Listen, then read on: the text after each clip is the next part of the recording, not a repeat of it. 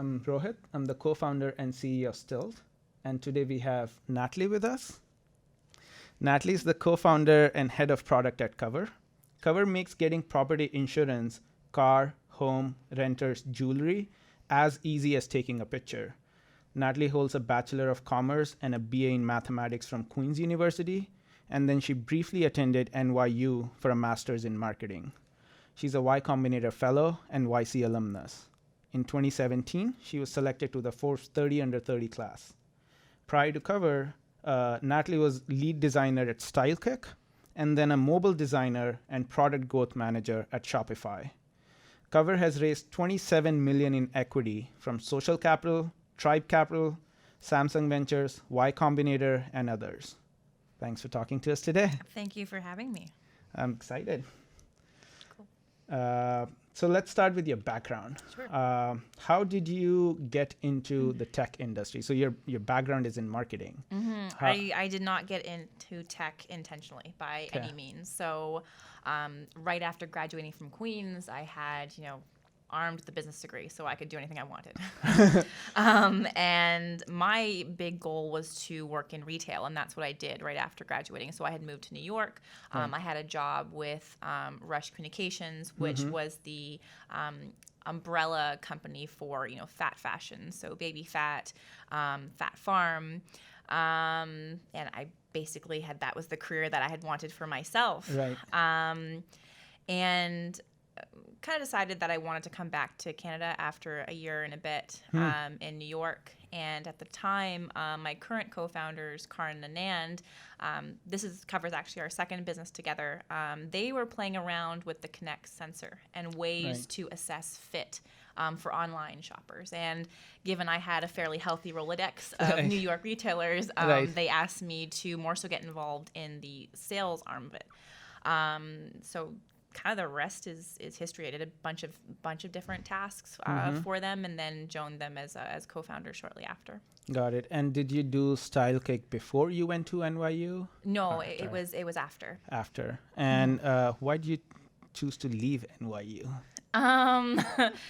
That was a pretty hard decision. Master's programs are extremely expensive. They're definitely an investment.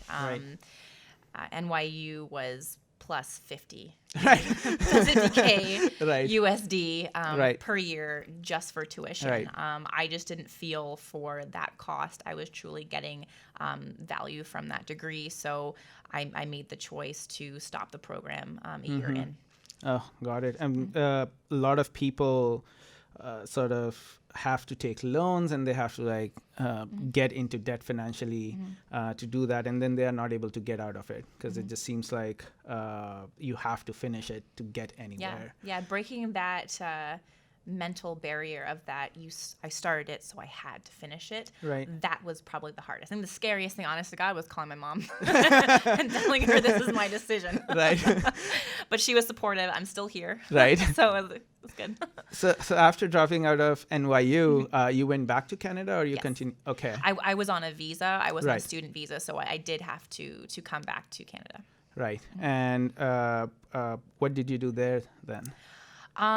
So actually being in the program at NYU, it touched upon math and budgeting, and I had done a lot of accounting and whatever in my first degree in commerce, but again, this was another intro level taste of it. Right. And I did notice when I was working at in New York that I was getting ahead because I was able to do analysis and budgets and finance. So I thought, I had this moment where I was like, I don't know if I want to maybe I want to go into academia. And just overall math is something that I've always struggled with. So I decided to go back to Queen's and then do my bachelor's in mathematics, which I took a 3-year degree and crammed it into one because I felt at 23 I was too old to be in school. That is not true. Don't do that. Yeah. But that's what I did.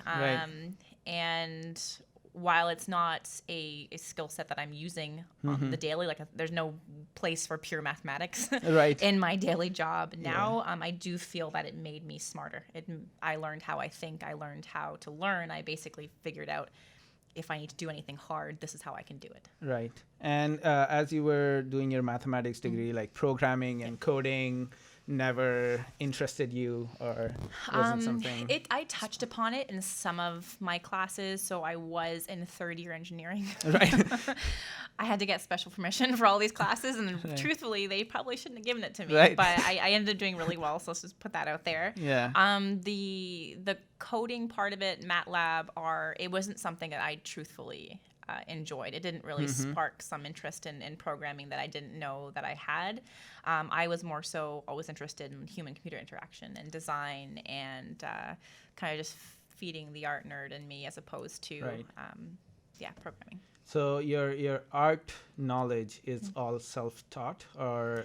I am a self-taught designer. Yeah. As you know, being in a startup, Yeah. you have to, where is the gap? Can I Right. afford this gap? And if not, you just pick up the slack yourself. And I think it's always better to, especially when you're making those very early valuable hires, just have knowledge of who you're bringing onto your team and the level of control that you're giving out. So I had designed websites through college, so I thought I can do this. I can pick this up, and again, using the same learnings as in the math degree, this is how I acquire skills. So yeah, I am self-taught. And as you were learning it yourself, how did you go about adding structure to it? So a lot of people now learn coding either on their own, they're self-taught, there are infinite resources to do it. Yeah. How did you add structure? Like, did you have mentors that helped you? How was that process?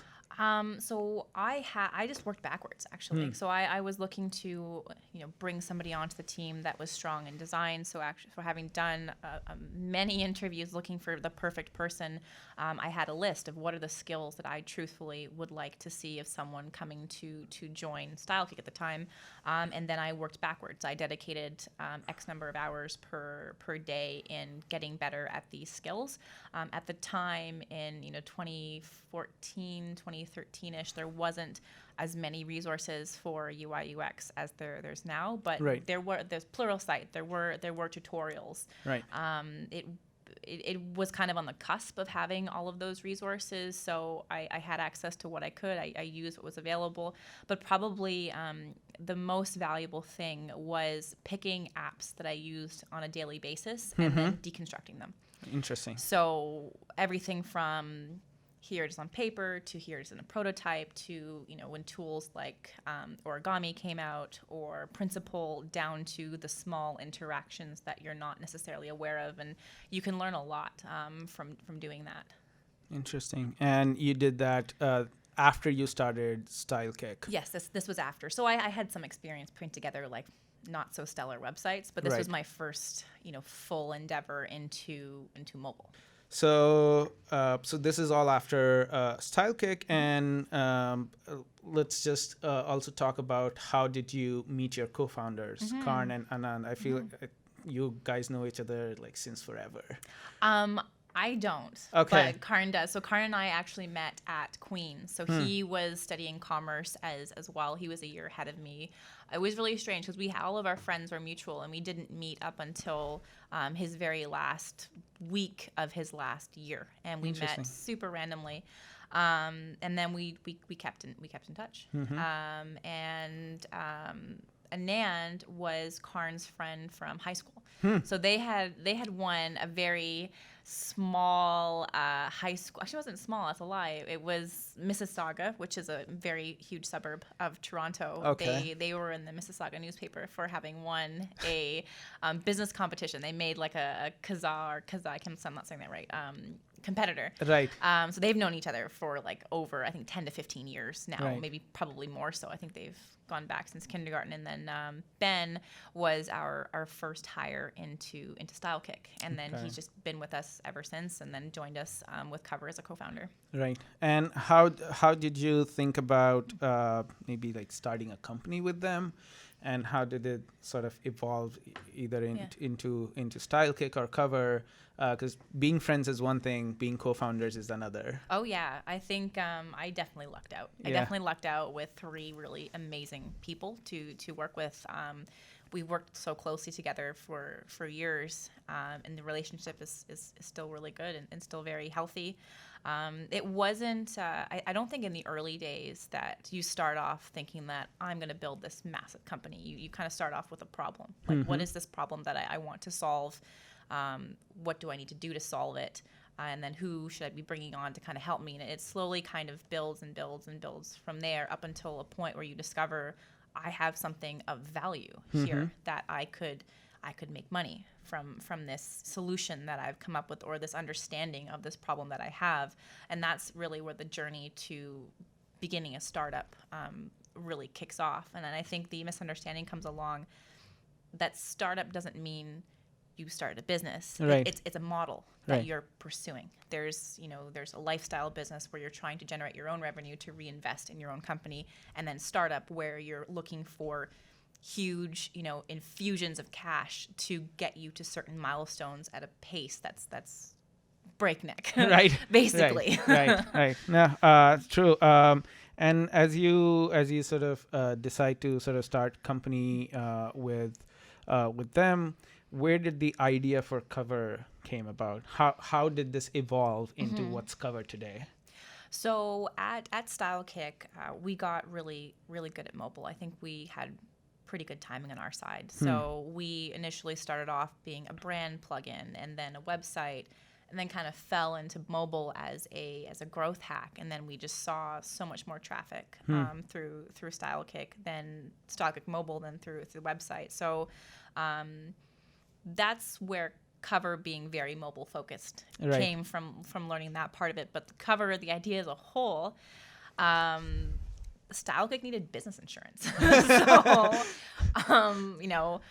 I was like, I don't know where to get that. Right. Like, we have employees now. We have to be legal. Right.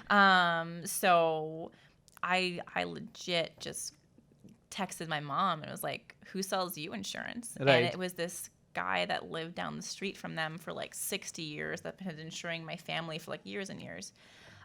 We go to his office to drop off a paper check for our like small business policy, and he's just got like floors upon floors of call center in prime financial district downtown Toronto. So we're like, whoa, like this is pretty interesting. Like, this process wasn't great, right? And this was very expensive, and there's something here. So we started to be aware of it, and then slowly started coming up with different So what ideas. year was that? Oh my goodness, that was 2015.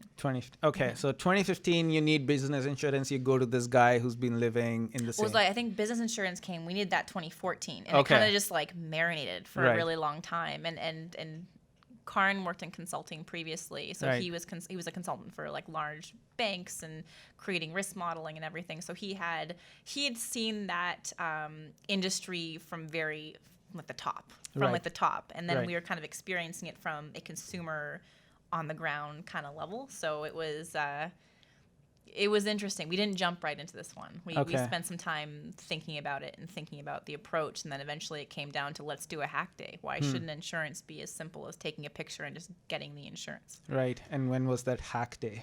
I think it was sometime in the fall of 2015.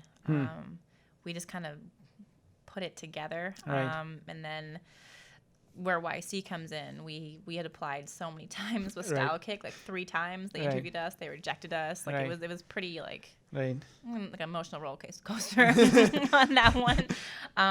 But then we reached out to them with Cover.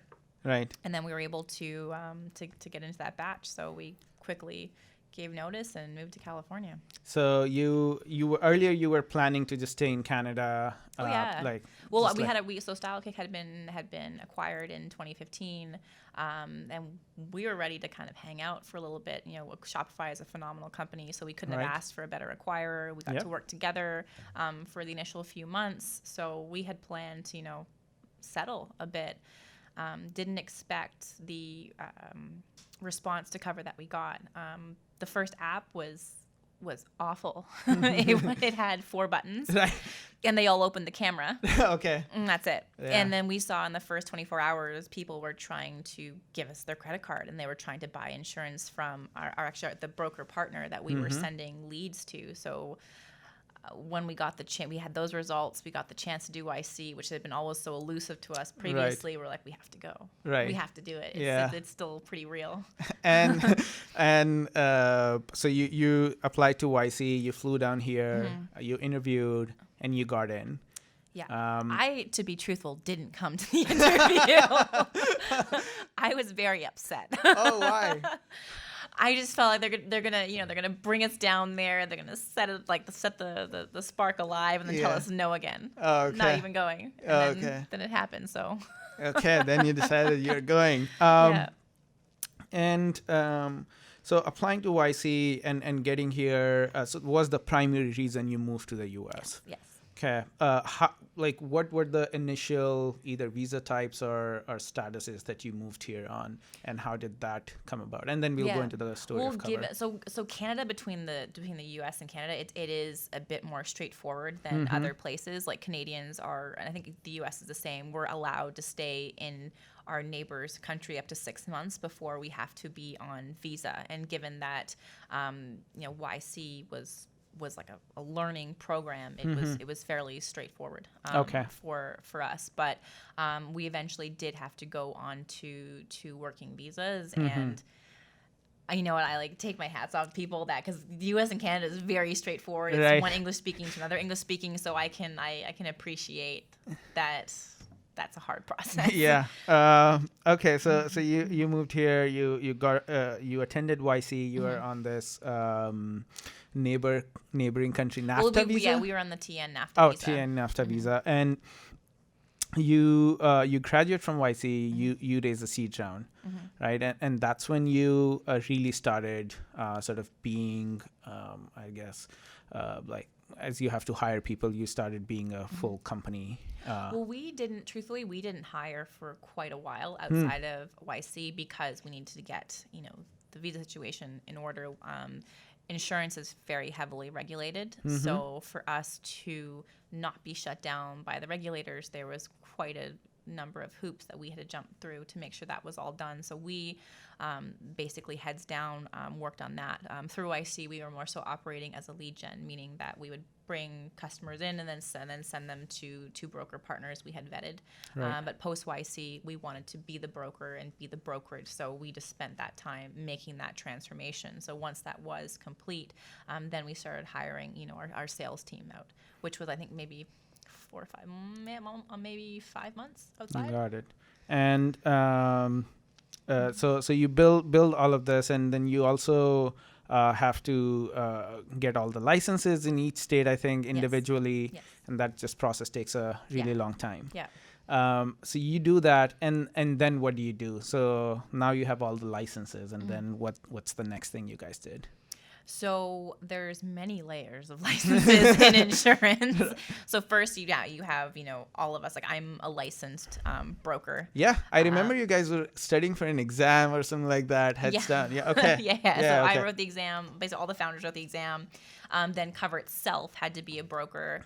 And then once you are licensed in each state, then you have to go to the carriers and ask, can we sell your products? Then you have to get your appointments directly. So there's a number of layers that we had to go through. So slowly but surely, first was California, and then we started adding more and more and more appointments where we could sell to more customers across the U.S. So right now, we're at 50 states with 30 plus carriers, and then in Texas, we sell our own auto insurance product. Got it. As you are sort of building all of this incredibly complex regulatory hoop jumping stuff. You can relate. Yeah. we had to do many drinks have been shared in this topic. We have to go. We have to get our fingerprinting done and all this stuff. Like, our investors have to go and get their fingerprints done. Oh, so we didn't have that. Yeah, so we had that too. So if anyone's owns more than, like, in some states 5% of the company, you have to go submit their financial, personal, residential history and financial history for the last 10 years. Oh, that must have been. Yeah.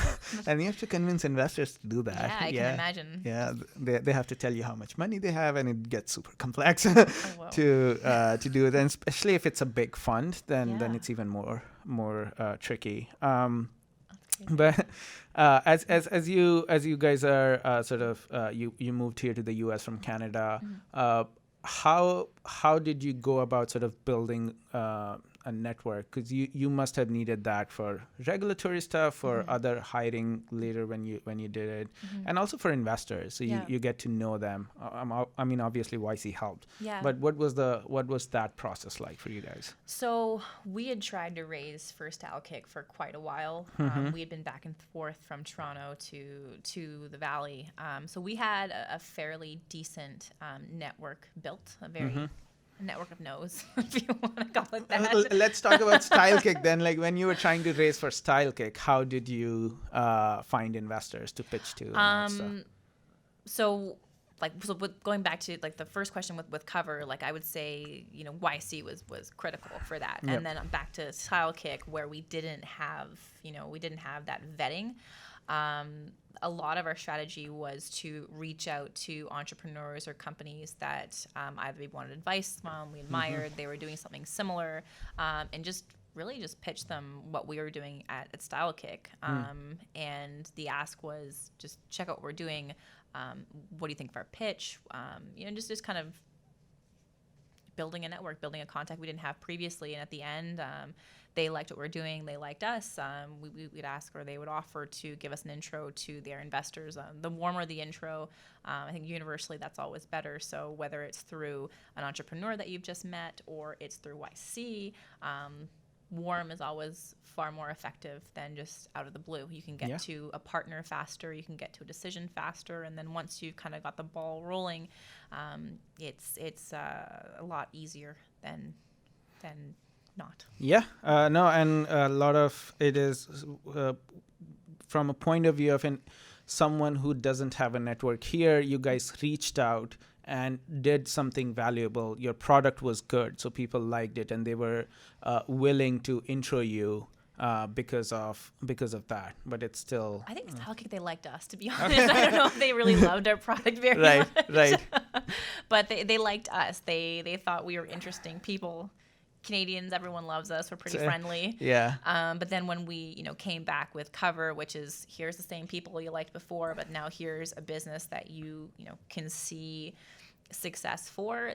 That was a really different ballgame for us. Right. Cool. So now, and since YC, you have raised seed, Series A, and Series B of total $27 million. How did tell us a little bit about the building of the company, right? Okay. It's less than 3. You guys are 3.5 years old now. Yeah, I think we're three and a bit years old. Yeah. We have just under or at 60 people. Right. And those are split between San Francisco and Toronto. So more so insurance branches here, and then and engineering is in Toronto. Cool. So a 2-part discussion. One is building a team and hiring people. Yep. How did you guys initially sort of go about hiring your first engineers, for example? First engineers. Yeah. First few engineers. Really, we hired back-end engineering first. It was really a function of need. So at that time, all the founders are still operating as ICs. So which founder needs assistance at this time, and that's really what dictated which hires went to which team effectively. So back then, Karn was growth and financing. I was, design and operations, I want to say, but really that was just maintaining the house that we lived in, making sure the bills are paid. Yeah. And then Anand was back end, and Ben was front end. So we were, quite a back end heavy product. So our first 2 engineers were back end, and that's really what dictated how and when we hired people. And how did you go about finding those first 2 4 10 engineers? So those first 2 engineers were based in Canada just because of network. Yeah. Hiring in SF is hard. Yeah. And when you have a very big network in another city of talented people, you you just kind of take what you can get when you're small. And then for us, it just snowballed into creating our product and engineering office over there. There's a lot of really good people out there. So when did you really start hiring in SF? When was your first hire in SF? Again, so we kept it fairly small. Our first hire was an insurance person. We didn't have that yet, which was helpful. So we hired a former commercial agent, and then we hired a previous, I think, VP out of Metro Mile. So that was to kickstart the whole sales org piece of it, which was not in any of our disciplines. And the sales org is in SF? Yeah, it's based here. So as an American brokerage, we do have to have boots on the ground here. Interesting. So as you're sort of building a team, obviously because of network, you started hiring first in Canada, which makes total sense. Also, it's cheaper to hire there. How do you sort of manage a remote office from the beginning? It's hard. It's a lot harder than I think any of us really expect it to be. You really have to be intentional with the type of remote model you are pursuing. So if the entire company is remote, it's very different in how you manage your building process, your documentation, your communication, as opposed to being partially remote. Right.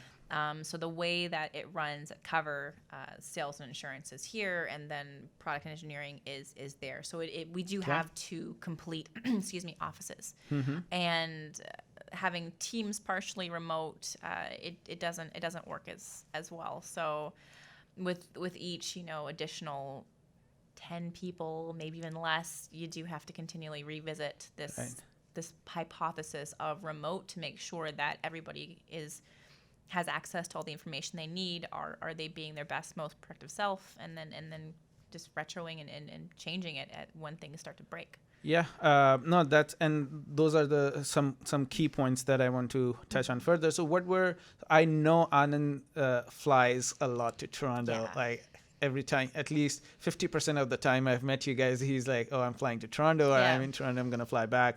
You were there for a month or so yourself. I've been there since February, actually. But I did come back just in time not to be there for the Eastern Conference Finals. Not upset. Okay. So I actually see like this. It's tricky to manage that kind of thing. What were some initial, some examples of some challenges that you guys faced, and how did you figured out processes to cope? Well, I think for my own team, I like to be very collaborative. There's nothing, I think, better than a good whiteboarding session. That's exceptionally hard to do with a conference call and a camera. Right. So initially, I was more so based here. I like being close to our sales team. They're the main touch points for our customers. Right. But then, when my role evolved more so into a people management type of role, it was critical that I be there. Communication has just been substantially better.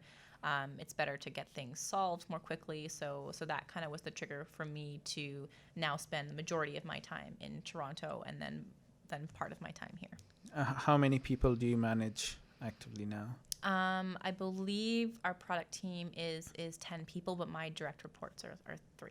3. Have you managed people before, or is the first time after? This is the first time I'm managing a scaling product org, and it's like that's a new kind of hard. Yes. So let's talk about this new kind of hard. Yeah. How do you learn to manage, and how, I'm sure everyone makes mistakes. Yeah. Maybe you did too. Yeah. What were some initial mistakes, and how did you sort of learn to actually manage such a fast-growing company? So I think there's, a point in time for every founder when they realize at this pace and at the scale that they want to reach that they're better off getting expertise elsewhere. It's kind of ingrained into us that if you want to do something, just learn it, do it quickly, execute, iterate. Right. At some period in the company's history that kind of breaks. So really where our roles as founders kind of change into is basically money, vision, hiring. Right. So I know that there are, designers out there that are Right. substantially better than I am. There are product managers that are substantially better. So my best value to the team at this time is making sure I can bring those people in and then keep them. Definitely have made, management mistakes. Probably one of the biggest ones, assuming that everybody thinks and kind of behaves the same way as the founding founders. group. Yeah. Because that's not. Right. That's grossly untrue. Right. Whether it is, how they want to, talk about work or talk about their personal growth. I think probably managing and cultivating personal growth is very, very important to people in a scaling org, and needs to be a cornerstone of each of those departments scaling. Right. So that was something that needs to be attended to continuously, and I think that getting very seasoned managers, people that have scaled before, like that type of experience and insight is invaluable to any growing company. Right. And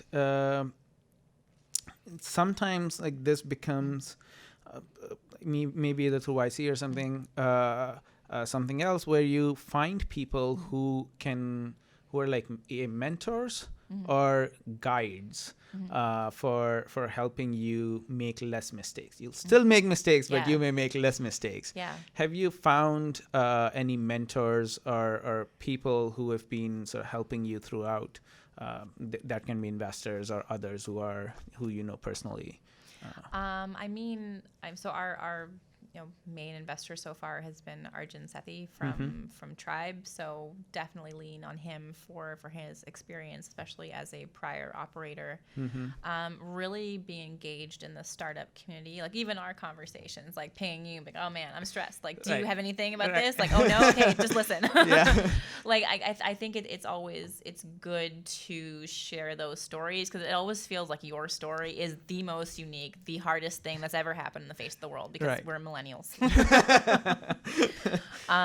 But there's a lot of great programs, I think, being offered from funds that now see helping and coaching their investments past the seed or the A stage is really critical. YC Growth, for one of them, has been great. I'm part of a group being hosted by First Round that's specifically targeted towards product founders.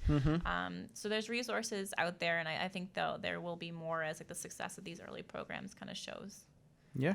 And that's how you sort of learn to scale yourself, make less mistakes, and just makes the company growth. I mean, like the mistakes are inevitable. I think that's kind of the more like we grow as companies, like what I know so little as compared to, like, I know nothing. I literally know nothing. And just kind of being open to that, because you're continually going every day into new unknowns. You could not have anticipated when you were 4 founders trying to put together a seed deck. No, fair enough. It's good. So now let's just dive a little bit into what next. So what's Cover going to do in the next 2 to 3 years? That's like an eternity in startup land. So for ourselves, we just recently launched our own auto insurance product in Texas. So basically, instead of just buying through Cover, you will be buying policies from Cover. So we'd like to expand that, selling more of our auto insurance policies in more states, and then growing to more lines. One thing with insurance, it kind of tracks your life like your bank accounts, and people you can offer discounts if there's bundles. So auto, home, really any other property lines, and then owning more so of the servicing experience. So transforming into a full service carrier would be our long-term goal that we're working towards. And you guys are going to be focused on doing the app, like making the just app better, and it's going to be a mobile product. I don't think it's going to be outside of the app.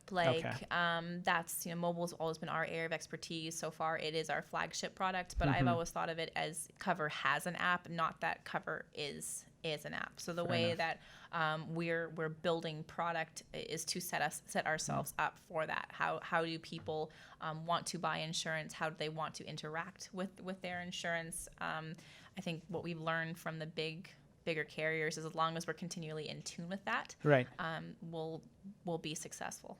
Cool. One question I just remembered. You guys spent $800,000 on buying the domain name. How was that? I think Karn has wrote something about that. Yeah. It's interesting when like prospective hires, like, were you those people? We're like, Right. yeah, we're those people. Good decision. Good decision. Okay. You know, insurance is very competitive, especially with SEO on web. Right. We viewed it as Cover is the name that we want to go with. That's the branding that we want to pursue. It makes a lot of sense for insurance. And, you know, the larger we grew, when people are squatting on these domains, the more Right. expensive they'll become in the future. I don't recommend doing a move like that Right. to like every founder. Like I Right. actually advise like very strongly, Right. like don't do it. Right. It really, you know, you have to make a very conscious choice. You have to Right. really decide that this is the branding we want to pursue. This is the word that we want to buy effectively, and then be sure of that, because it's at our stage. You know, we could have either rebranded, chose something else that was substantially less money, or kind of fully leaned into it. So I think that again is a choice of the founders. But I'm also trying to sort of imagine what the discussions would be like. Who floated the idea of let's buy it for this? And I'm sure someone would have said, this sounds like a dumb decision to spend so much money on buying a domain name. And then there are investors whose money is being spent on this. Like, I don't know how they would respond. They're like, are you guys crazy? Well, we worked very closely with our investors. That's actually why we got such a good deal. Okay. That's definitely that wasn't the first offer at all. Right. That world of domain, you know, selling that's a different world. I don't know a ton about that. But they were supportive.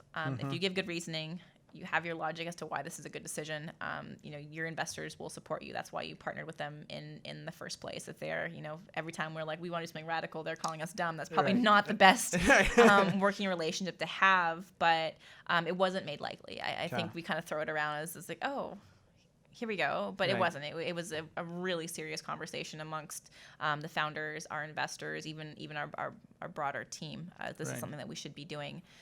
And we had committed that Cover was the right you know, name and brand for us. So I do remember like the moment that, you know, we called the broker. We're like, do it. We'll send you the wire. We just Right. didn't talk for a little bit. I think we were on our way to South Bay, and we just kind of opened the windows and just kind of like let it sink in. Yeah. What had just happened.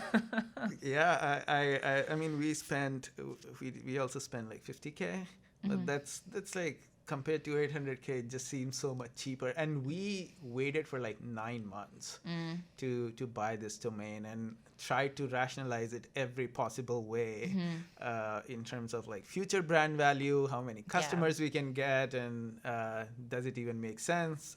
We had the .co. Yeah. So we were still .co, and what made us change our mind was people were not trusting the .co domain. No, that's true. And they were like, oh, this is a company from Colombia giving money, because .co is like, I think the national domain of Colombia. Also, like, this is a company from Colombia giving money to immigrants. They just want your personal information, and they'll never give you money. Yeah. And a couple of comments like those just made me think, if that kind of narrative continues, it'll be difficult to gain people's trust. For sure. And insurance is very much so the same. You know, you have competitors spending, you know, $1 billion per year on brand equity and awareness and trust. So we couldn't be, you know, use Cover, get Cover, coverapp.com. We wanted to, you know, own that domain, own that space. So I think the other good thing about having Cover as a word, it wasn't a word we made up. There was no misspellings. We owned it. So we have both cover.com and coverinsurance.com. Got it. Cool. So as you've gone through this journey of like doing StyleKick and in companies in Canada and the US, what's your advice for founders, new founders starting companies? Starting companies from Canada or the U.S., whichever one you wanna pick. Oh man, that's a very large question. Yeah, just give us your stream of consciousness on the things they should definitely do, things to 100% avoid, making tough decisions, like buying an 800K domain or like initial hiring. I think what's through all of that, what has really helped me is just the amount of trust that I have in my fellow founders. Seeing through hard decisions, hard minute decisions, failures, successes, just having that core group and being able to fully trust their areas of ownership has been, I think, just that is our success is that. So when choosing, I know that it's always, I have 2 technical co-founders. That's very important. Right. But when looking, if you are a non-technical co-founder looking for somebody else, it's more than they took computer science and that they know how to code. It's really, do they believe in the vision as well? Will they see you through hard times? And, is it a resume builder, or is this something truly that they want to do with their career? And if you choose those people, very carefully approach problems from a logic perspective. Always. It can get heated, and we've been lucky where we don't get heated because we know we're all in there. Right. We all have a common goal. Anand and Ben are like super chill. I don't expect them to. I have the most energy by sure of the 4 of us, and they've kind of accepted that. But again, like, we all want Cover to be successful, so we all may have 4 different hypotheses of how to get there. Then it's an exercise. Okay, let's flesh out these four approaches. Which one can we validate faster? Which one will cost more up front? And then we make all of our decisions based upon logic and upon the common goal of succeeding. So that has been, I think, the way that we've approached most things. And if we have trouble on our own teams or trouble in the choices we've made, we still have that core group that we can come back with. And even though we're, on opposite sides of a continent, we do make time to have our catch up amongst the 4 of us twice per week to make sure that we stay on the same page. Right. And if you're a brand new founder and you're living with your co-founders, invest in cleaners. Your life will be substantially better if you do that. Yeah, there have been we've been there a couple of times. It's just like you eat, you work, you go to the gym, and you just stay there all day long. Yeah, we still live together, and it's still fine. Oh, it's still the same place? It's still the same place. Interesting. Okay, so definitely at least twice a week. Cleaning is. We did it once every 2 weeks. I'll be honest. That's all you need. There's nothing to fight about. If you're can approach your work problems. Who fights about it? Cleaners. Like who doesn't clean that you have to. But that's the beauty. It doesn't matter. There's no finger pointing. There's just Yeah. Okay. No. Cool. Thanks for talking to us. Thank you for having me. It's super fun. Appreciate it. Yeah.